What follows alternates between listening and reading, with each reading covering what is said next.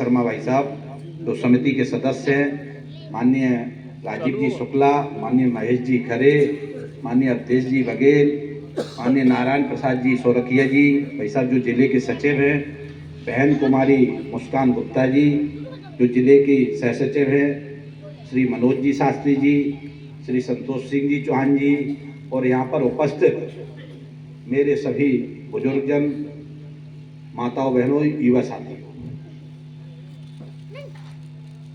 विधायक बनने के बाद प्रथम बार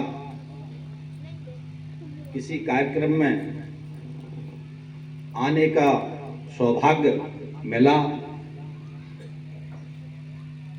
तो राष्ट्रीय स्वयंसेवक संघ के आनुषंगिक संगठन विद्या भारती में जो मुझे सौभाग्य मिला, इसके लिए मैं हृदय से बहुत बहुत आभारी हूँ विद्या भारती का, जिसमें मुझे आज आने का सौभाग्य मिला। कोप सिंह जी भाई साहब ने परसों आग्रह किया तो मैंने कहा मैं जरूर आऊंगा। अगर मेरी किसी कार्यक्रम की शुरुआत संघ के एक स्वयंसेवक के नाते संगठन से होती है तो इससे बड़ा सौभाग्य मेरे लिए और कुछ हो नहीं सकता, क्योंकि मैं यहाँ तक जहाँ तक पहुँचा हूँ एक स्वयंसेवक के नाते संगठन के आशीर्वाद से पहुँचा हूँ।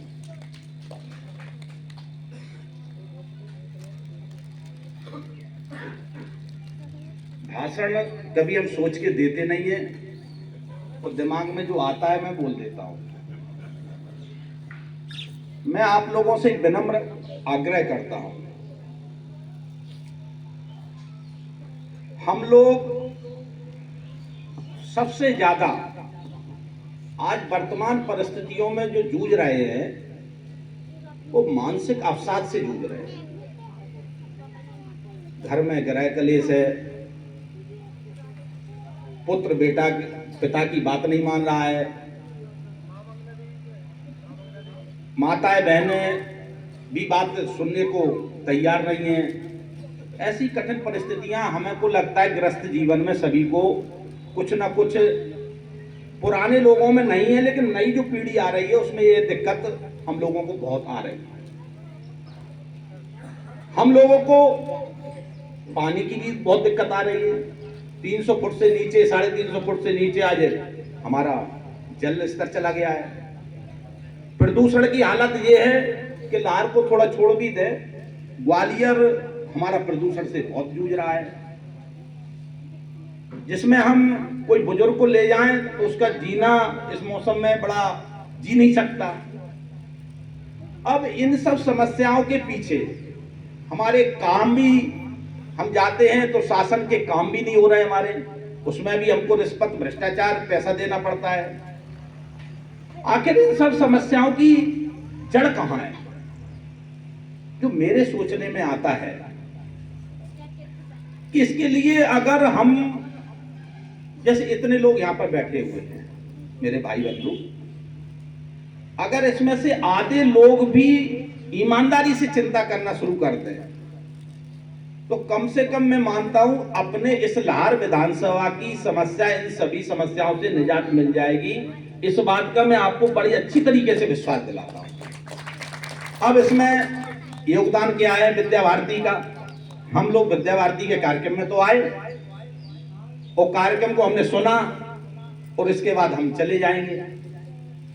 लेकिन भाइयों, मैं आप लोगों से कहना चाहता हूं, हमारी इस भारत देश की पृष्ठभूमि है, उसकी जड़ हमारी जो प्रथम पीढ़ी है, अगर उसको अपने 13-14 साल की उम्र तक अगर संस्कार अपन दे पाए तो आप समझो कि आपकी सभी समस्याओं का हल बहुत सरल है।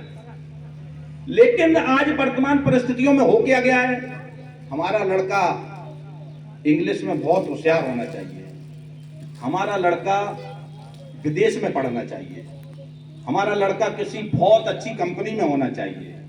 उसके कारण हो क्या रहा है, आज माता पिता घर पे अपना बुजुर्ग का जीवन कैसे व्यतीत कर रहे हैं।